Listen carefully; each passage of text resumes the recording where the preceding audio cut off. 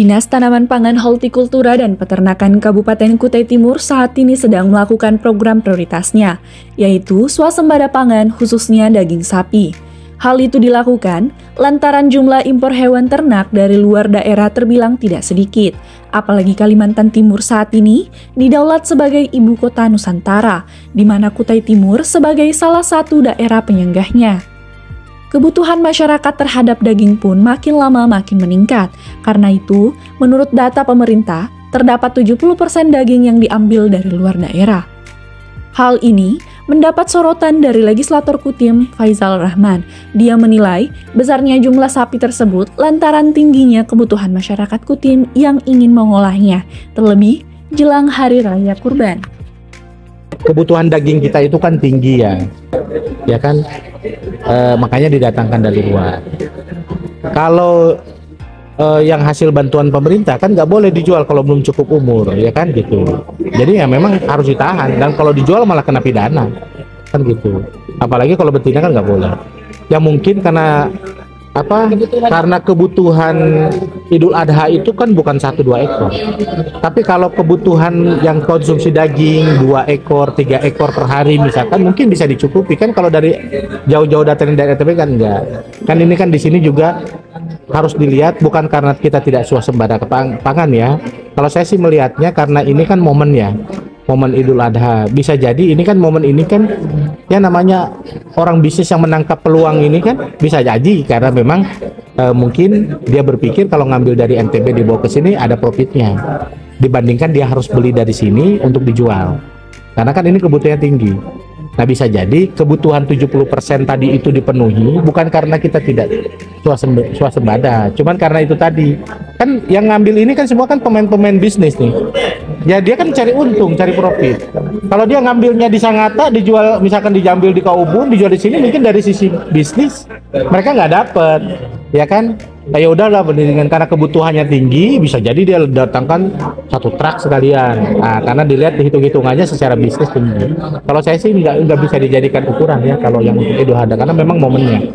Nah, tapi kita memang harus siap, dan setiap tahun kan pemerintah juga mengadakan bibit. Nah, bibit itu kan gini, budidaya kita itu kan nggak bisa simsalabim ya.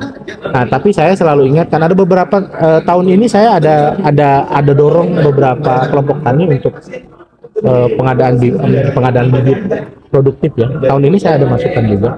Dan saya ingatkan sama teman-teman, kalau bibit produktif itu kalian jual, siap-siap dipidanakan. Saya udah tegaskan, walaupun itu konstituen saya. Karena kita mendidik masyarakat untuk bertanggung jawab. Maunya kita jangan dulu dijual sebelum itu berkembang. Nah, ini mental ini harus terus saya sampaikan. Dan saya sampaikan, ini ada bantuan dari petani kemarin udah sampai, dari dinas udah sampai atau belum sudah. Oke, dijaga, dirawat. Kalau sakit dipelihara. Kalau memang sudah tidak memungkinkan dan mati, segera dilaporkan supaya dicatat. Ya kan? Tapi kalau ada yang ketahuan yang dapat bantuan terus dia dijual, belum produktif, belum dia pengen dapat enaknya aja udah dapat, nanti 2 bulan 3 bulan dijual, pengen dapat uang cepat, nanti tahun depan nunggu bantuan lagi. Kalau ada ketahuan, saya sampaikan ke ketua kelompok, tolong jagain, laporkan kalau ada kelakuan seperti itu kan nggak baik.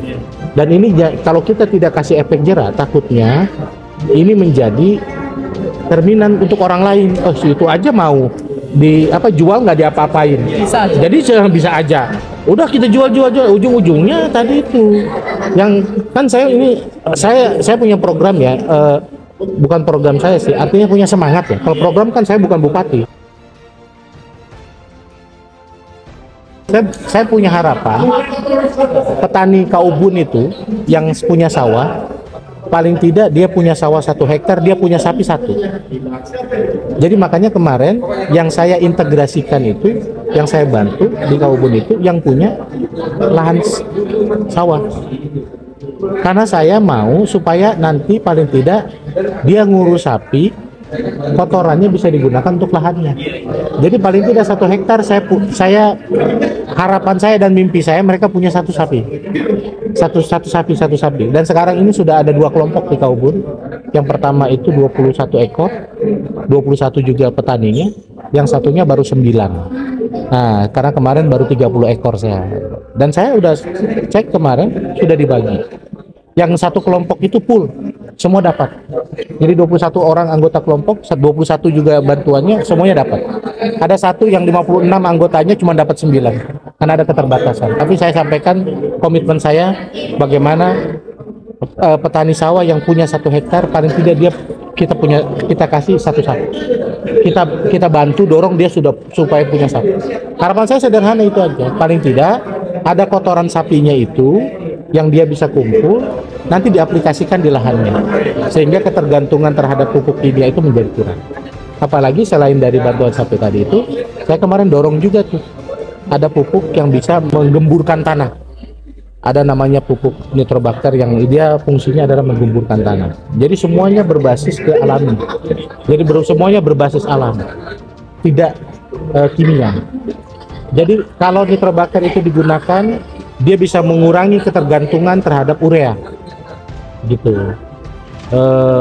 Apalagi kalau tanahnya dikasih kotoran, baru dikasih lagi pupuk nitrobakter itu, wah itu sudah gembur. Jadi ketergantungan terhadap kimia itu menjadi kurang. Karena kan kita ini pengen pertanian pangan berkelanjutan.